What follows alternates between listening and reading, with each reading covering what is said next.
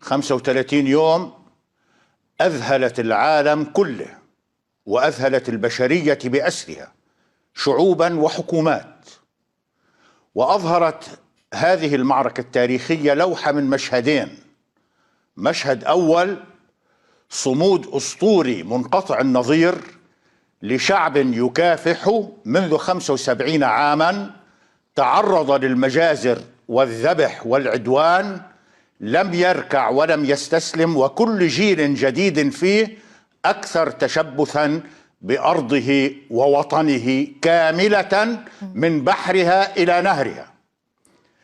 المشهد الثاني في اللوحة خلال ال35 يوم اللي أذهلت العالم أن حرب غزة كانت كاشفة للعورات، أن وسيط عملية السلام واللي لا زال البعض يراهن عليه حتى هذه اللحظة وبده حل دولتين وبده تسوية سياسية، هذا الوسيط جاء بطائراته وغواصاته وبوارجه وجنوده لكي يبيد الشعب الفلسطيني ويعطي رخصة للاحتلال بإبادة الشعب الفلسطيني في غزة بشكل كامل.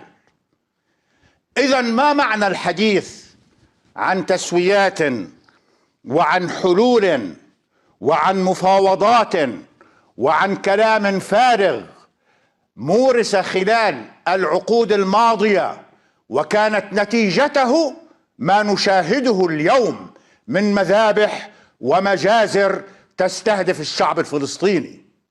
ما في شيء اسمه حل الدولتين وما في شيء اسمه تسوية سياسية. كل ما هو مطروح التصفية الشاملة للقضية الفلسطينية، إما أن تقبلوا بالاستسلام أو الإبادة. ما في شيء اسمه حل سياسي، وكل حديث عن حل الدولتين تضليل، خداع، كذب لا أساس له من الصحة.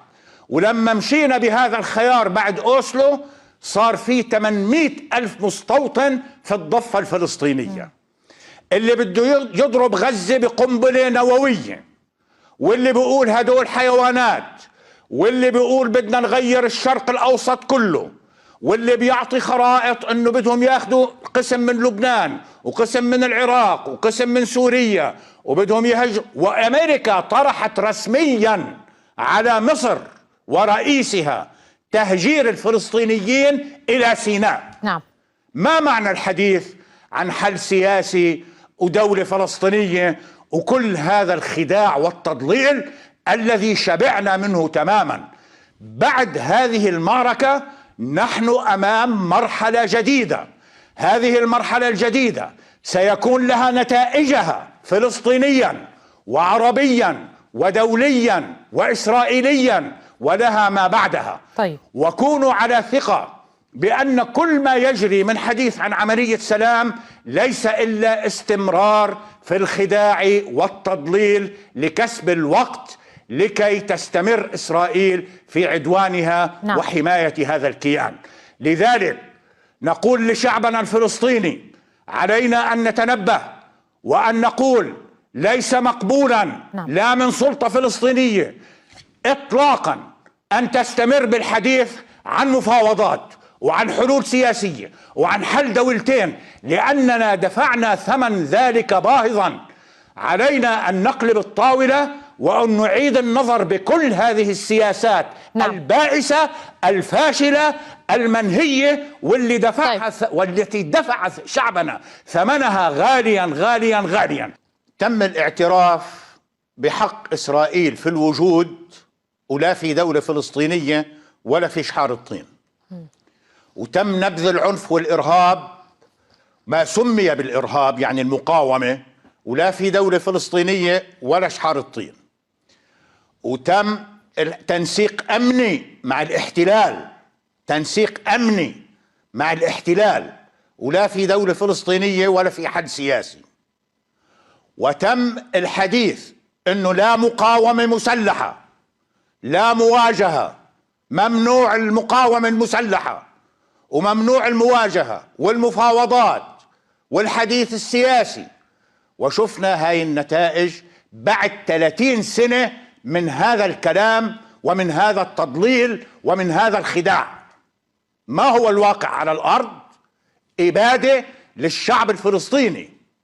أي دولة؟ الولايات المتحدة الأمريكية ترفض قيام دولة فلسطينية مستقلة أكثر من إسرائيل، أكثر من إسرائيل. الدولة الفلسطينية المستقلة مهمة كفاحية لن يتم انتزاعها إلا بالمقاومة والقتال، وبدون ذلك كله كلام فارغ وكله تضليل وكله خداع. وأول من يعرف ذلك وأكثر من يعرف ذلك هي السلطة الفلسطينية، لأن السلطة الفلسطينية هي على اتصالات مع الإسرائيليين وهي على اتصالات مع الأمريكان، وهي التي تعرف أكثر من غيرها أنه ما في حل اسمه دولة فلسطينية مستقلة. طب دكتور ماهر الطاهر، ما هي الرؤية السياسية التي تطرحونها؟ سأطرح رؤية سياسية. الولايات المتحدة هي التي تؤثر على إسرائيل. الولايات المتحدة الأمريكية جاءت بأساطيلها وبوارجها وغواصاتها، وهي التي تدير الحرب لإبادة قطاع غزة. شو بتأثر على إسرائيل؟ الولايات المتحدة هي التي تدير إسرائيل، وهي التي تدير هذه الحرب، وهي التي تريد السيطرة على المنطقة. نعم. وهي التي تريد تصفية القضية الفلسطينية بشكل كامل. أمريكا أي تأثير على إسرائيل؟ حتى لو إسرائيل بدها تقدم أشياء كونوا على ثقة أن الولايات المتحدة سترفض هذا، وهي التي ستخوض المعركة. كفانا تضليل، كفانا خداع، كفانا أوهام. طيب، احنا امام مرحلة جديدة بكل معنى الكلمة. شو التصور وشو الحل؟ اولا الان وقف اطلاق النار، وهو الامر الذي ترفضه امريكا. امريكا الذي ترفض ذلك، واستعملت الفيتو مرتين في مجلس الامن. نعم. اذا استمري يا اسرائيل بالقتل، استمري بالابادة، استمري بالذبح، وبعدها بدهم يجوا يتحدثوا معنا انه شو الوضع بعد ذلك، بعد الاباده وبعد التهجير وبعد الذبح. نعم. بدهم يجوا يتحدثوا معنا بالسياسه. شو السياسه؟ السياسه انه بدكم تخضعوا لاسرائيل، وبدكم تاخذوا حكم اداري ذاتي تحت البسطار الاسرائيلي، وما في عندكم اي سياده. طب ما ورقتكم دكتور الطاهر؟ دكتور، الورقه التي تعتقدون انها الافضل، حتى نسمع ايضا دكتور انور ابو طه، ما هي الورقه؟ اعطينا نقاط لطفا. بالنسبه لنا الرؤيه السياسيه، اولا وقف اطلاق نار. اثنين، الساحه الفلسطينيه يجب ان تقلب الطاوله كليا بعد هذه المجازر. اليس اكثر من هذه المجازر بتم الغاء اوسلو؟ بنستمر بالاعتراف طيب. بإسرائيل بعد ما بدهم يضربونا بالنووي، وبنستمر بالاعتراف بإسرائيل والتنسيق الأمني، أم نقلب الطاولة؟ طيب. مطلوب قلب الطاولة. بعد ذلك منوحد الساحة الفلسطينية على أساس سياسي واضح. على أساس سياسي واضح. تمام. خيارنا المقاومة، خيارنا المقاومة.